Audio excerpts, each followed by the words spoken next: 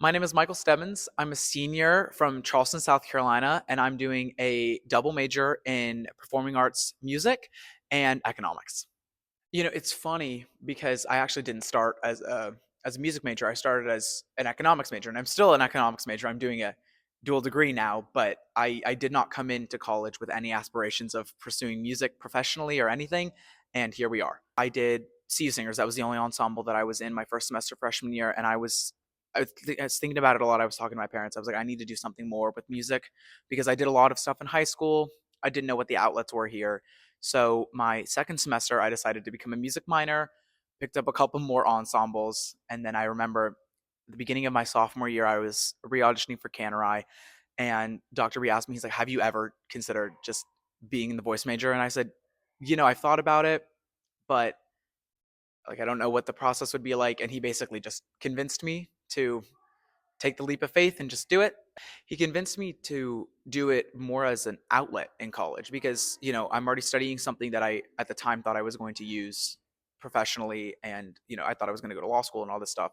And he said, "You're an undergrad, you're going to get another degree anyways that's going to trump everything else. You might as well study something you like." And I said, "You know what? Good point." Here I am 3 some odd years later, and that is not the case anymore, and I want to pursue music professionally. It's just completely changed my outlook on the industry as a whole. It's made it a lot more tangible. It makes me feel like it's a lot more possible, and I've just grown so much as a musician and as a person and as a professional generally, so I'm eternally grateful for the experience.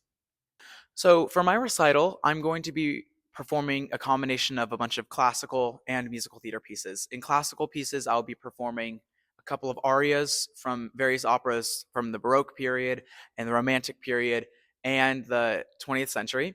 And I will be performing a bunch of art songs in between that. And then for the musical theater set, I'll be performing songs that I've been working on since sophomore year, all the way up until now. And it's funny how I can see my own growth throughout those songs. And it's funny. I was actually working on one of those songs not too long ago, and it was the first song I ever performed in our seminar class my sophomore year, right when I joined the major, like I think 3 weeks later. And I was singing it, and I was like, "Wow, it's like you wouldn't understand it, I guess, until you let yourself sit with the song for 3 years. But it's crazy to see my own growth throughout a singular piece that I haven't touched in 3 years because it was.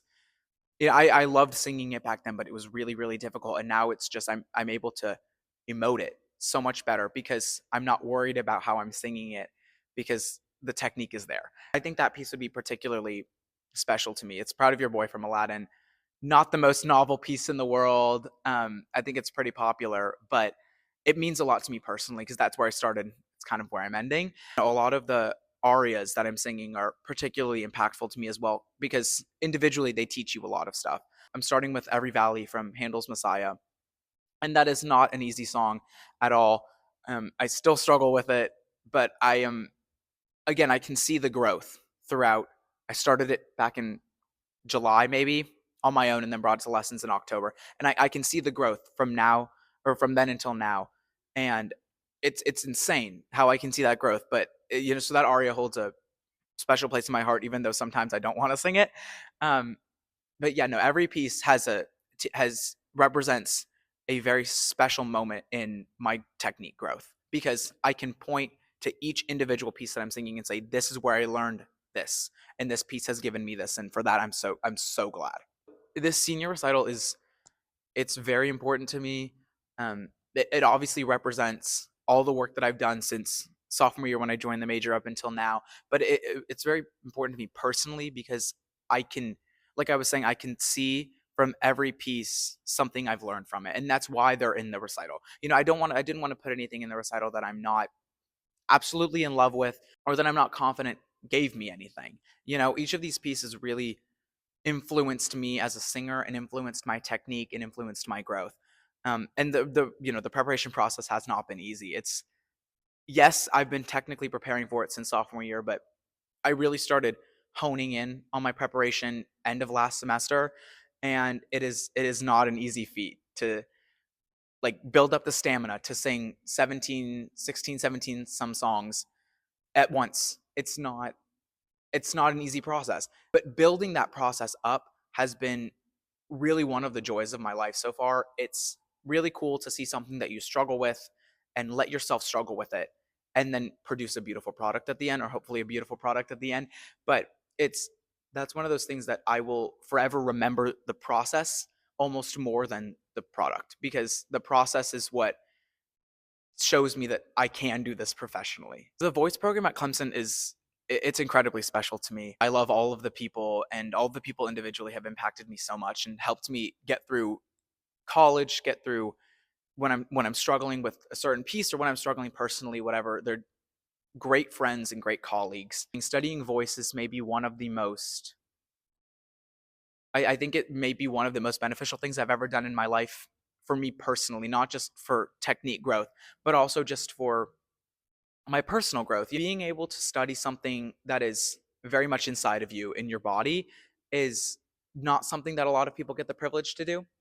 And it teaches you a lot about yourself, and it teaches you how you deal with things that are really frustrating or things that are really really good, and how to balance that, because there's a lot of ups and downs when you're studying voice.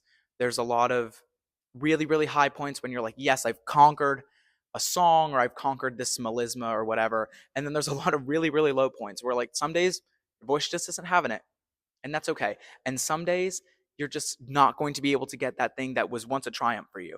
And I think learning how to work within that framework and realize that it's not a reflection of me personally, and B, that's just the nature of the job. I think that that has been the most valuable lesson I've learned, and it's always been influenced by, what Dr. Rodham has taught us, what Dr. B has taught us, what we talk to each other about. So I think in that way it's been incredibly beneficial. They also do a really great job here of providing us with a ton of opportunities. I think the most difficult part of getting a degree that emphasizes performance is the performing part.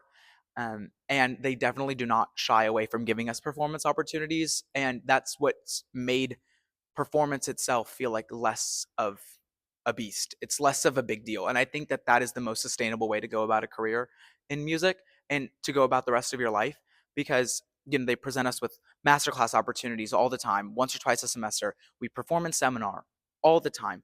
We perform in choirs, and we perform in XYZ ensembles all the time. And constantly being in front of people in maybe in a vulnerable situation, because singing is a vulnerable activity, but constantly being put in that situation makes you a better performer, because at the end of the day what it teaches you is that your self-worth is not guided by your voice, and some days your performance is not going to be as good as others, and that is just a fact of life, and that is okay. And being able to just perform all the time, you get to see those highs and lows, and you just get to live with it. And I think that is maybe one of the most beneficial things of this program. I think one of my favorite memories from the program so far was our sophomore year, when we went to Europe and toured around London and France. Not only is it literally fun because we get to be in these really cool places with all of our friends, but it's also a really beneficial opportunity in terms of performance. Getting the opportunity to sing in these cathedrals with beautiful acoustics that were quite literally built for this purpose. They're built as cathedrals primarily, but they were built with singing in mind, and they were built with music in mind, and that's why they sound so gorgeous. And to be able to perform in spaces that are quite literally meant for performance is the opportunity of a lifetime. And not to mention, they're absolutely gorgeous, and the attendance that we had at these events from locals is, I just remember being awestruck. It was absolutely inspiring to see people who had no clue who we were, had probably never heard of Clemson University. They came out to watch us because they were so in love with live music, and choral music in particular. And I remember just being so inspired by that. So definitely one of my favorite memories.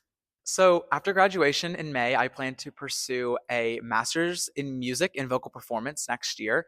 I've been spending this semester going all over the place for a few auditions, and it's been a really, really great experience. Being able to take the skills that I've learned here and show them off to other schools, and like feel like I deserve to be in these rooms is really like an inspiring experience, and it's very validating that this is a career option for me. I'm really just looking forward to making a decision eventually and knowing where I'm going next year, but the process itself has been so wonderful and so rewarding, and it's taught me a lot about myself as a musician and how I want to form a career as a musician. And it's taught me a lot more about what other opportunities there are besides performance. Even though I primarily want to perform, I have aspirations now. I want to teach. I want to I want to learn more about the business side, everything in between.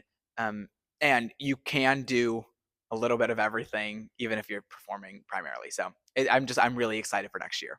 If I were to give any advice to, current freshmen or young people in the major, and then people that are thinking about pursuing the major, I would say two things. Number one, this major is absolutely what you make it.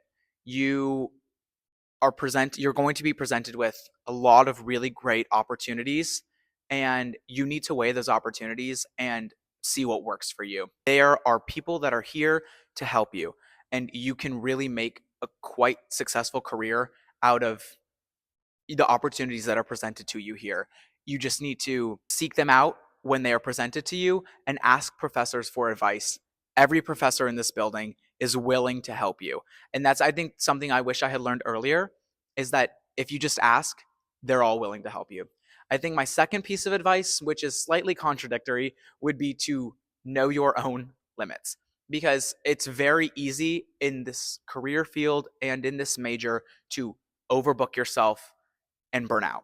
And let me tell you, burnout is the one thing that scares me to death. It scares a lot of performers to death because, you know, if you hit a place of burnout and you don't have the passion or the drive anymore, it's really difficult to continue. So know your own limits. Don't overcommit yourself to things because it's not worth it. Performance opportunities come and go, and it's important to jump at them when you think they're right for you, but it's also important to know when they might not be exactly right for you, or they might not fit within your current framework of a schedule or whatever, and it's okay.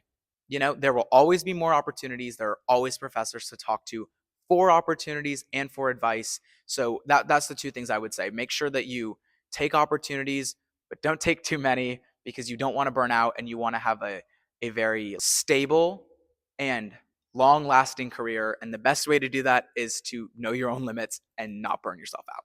Thank you guys so much for watching. This has been great. And this has been a wonderful opportunity here at Clemson. Shameless plug.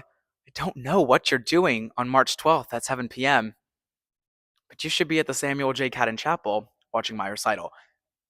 Just saying.